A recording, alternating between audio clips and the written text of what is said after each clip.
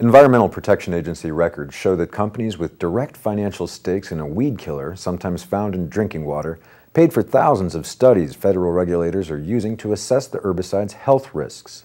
Many of these industry-funded studies, which largely support atrazine's safety, have never been published or subjected to an independent scientific peer review. Meanwhile, the Huffington Post Investigative Fund has found that independent studies documenting potentially harmful effects on animals and humans are not included in the body of research the EPA deems relevant to its safety review. These studies include many that have been published in respected scientific journals. Even so, the EPA says that it would be very difficult for someone to put a thumb on the scale to slant the outcome. Atrazine is one of the most widely used herbicides in the United States. An estimated 76 million pounds of the chemical are sprayed on corn and other fields in the United States each year, sometimes ending up in rivers, streams, and drinking water supplies. It has been the focus of intense scientific debate over its potential to cause cancer, birth defects, and hormonal and reproductive problems.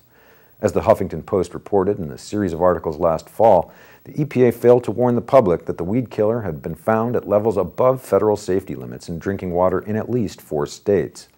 Some water utilities are suing Syngenta to have it pay their costs of filtering the chemical. Atrazine maker Syngenta claims the chemical poses no harm to the general population or to drinking water supplies. EPA records obtained by the Huffington Post show that at least half of the 6,611 studies the agency is reviewing to help make its decision were conducted by scientists and organizations with a financial stake in atrazine, including Syngenta or its affiliated companies and research contractors.